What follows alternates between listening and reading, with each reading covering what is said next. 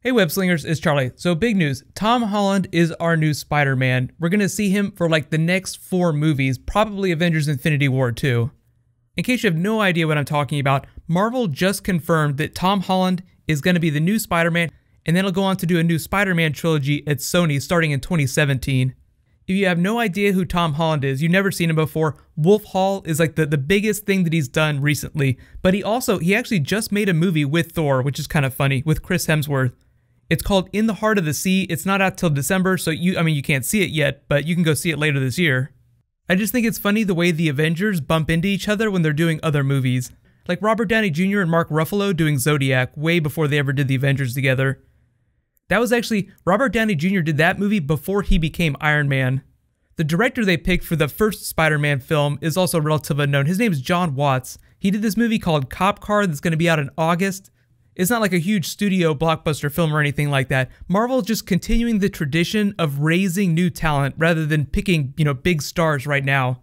Sony is going to have to live with these people for like the next 3 Spider-Man films. That is unless they pick a new director for the sequels.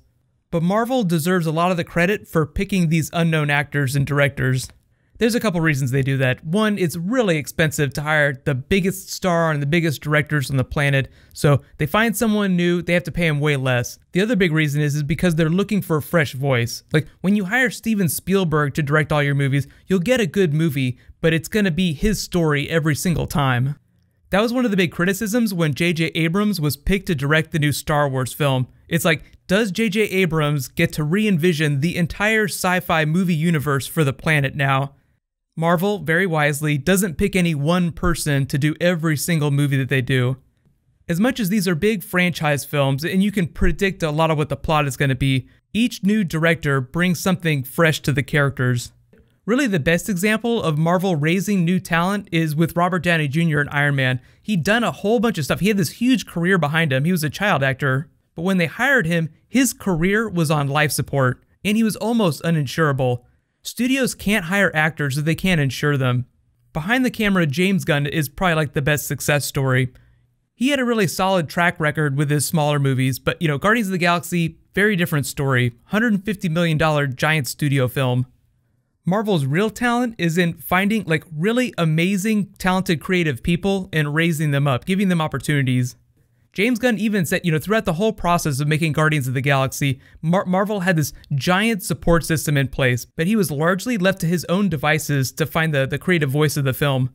What Marvel does is they provide the support system if you need help with the writing or any of the practical aspects of production, anything you feel like you need help with to get the movie made. They don't like jam their hands up directors' butts and finger puppet them around, which might happen at other studios given that billions of dollars are on the line.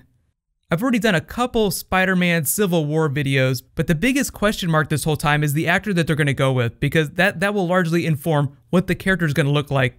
All the best actors are really open to direction, but I feel like young actors actually learn a lot more on set, just because they don't have the work history that older actors do.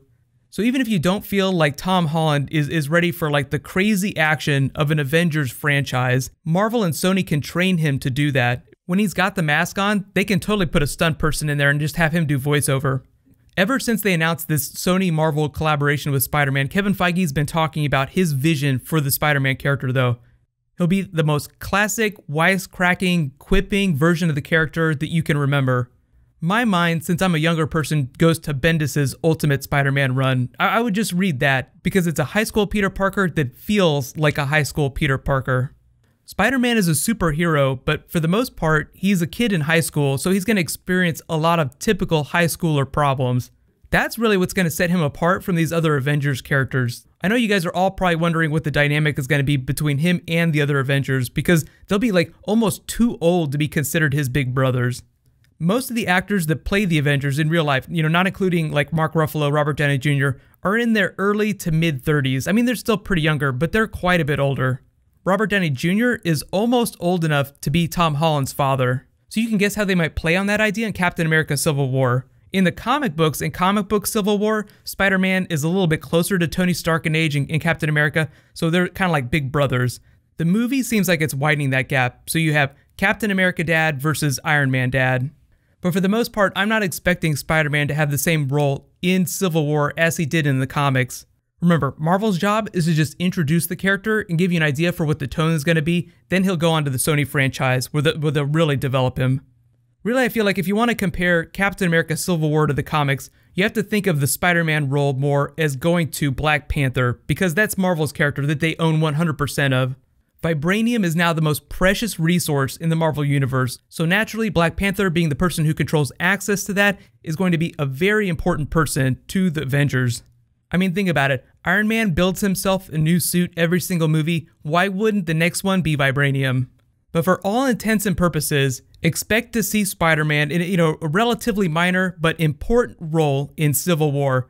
I know there was a lot of question about, which Marvel movie was he going to show up in first. The idea is that he would show up in a Marvel movie first, then go on to the Sony franchise. That means that he has to be in a Marvel movie in 2016. Captain America Civil War is just the most logical place to put him. That's why they were really down to the wire with this casting choice. There was still like 3 or 4 actors on the list last week. They're about halfway done filming Captain America Civil War, so if they were going to put him in the movie, they had to pick an actor fast. Picking an actor for a franchise that big is like buying a $1 billion house. You just hope you made the right investment. I know a lot of you are asking what changes they're making from Civil War, the comic book. That was all about identity, the Superhero Registration Act, gun control. Civil War, the movie, is more about accountability. Think about the collateral damage in Avengers Age of Ultron. Ultron goes on a rampage. The Hulk ends up destroying half of Johannesburg. Who is accountable for that? How do the Avengers fix that? Robert Downey Jr. actually said something interesting on his Facebook page, like in real life. He said he felt like Tony Stark paid to repair all that damage from the Hulk fight. That makes sense, but then think about it inside the Marvel Universe. You have all the governments of the world looking at the Avengers and what's going on. These massive stakes. They'll want to be able to hold the Avengers accountable for what they do. Because as much as they save the world, they also destroy it. Code Green was one of my favorite new Hulk things from Age of Ultron. That was so much fun. Here's my big question for you guys. How do you feel about Tom Holland being Spider-Man for the next 7 years? Remember, we have next year's Marvel movie, then we have 3 Spider-Man movies for the next 6 years after that. As weird as it might feel for them to pick such a young actor for Peter Parker, think about it this way. He's not going to age out of the role by the time they get to that 3rd Spider-Man movie. He'll still be in his 20s. What I'll probably do for my next Marvel video is like my favorite Spider-Man villains. I haven't done that many Spider-Man videos recently, and now feels like a totally appropriate time now that we have a new Spider-Man. And congratulations to this week's giveaway winner. I'm actually going to do my DC giveaway in this too, just in case I forget or it takes me too long to get my DC video out this week. Kuno and Ashton Babiste, you guys win $20 Amazon gift cards. I'll remind you guys again whenever I post my next Flash video. That'll probably be like the next video that I post. Be sure to private message me on my channel so I can get your guys' contact info.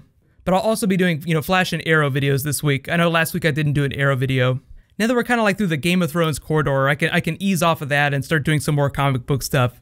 Comic-Con is in a couple weeks, so I'll start doing some Comic-Con preview videos like next week, maybe the week after that. So while you guys wait for all that stuff to post, in case you didn't see it, Darth Vader and Ahsoka Tano were on Star Wars Rebels this past weekend. You can click here for my breakdown of that episode. It was badass. Darth Vader tore shit up for an entire hour. And you can click here to learn all about Resurrection in the Game of Thrones universe. Thank you so much for watching, everybody. Let's high five. I'll see you guys tomorrow.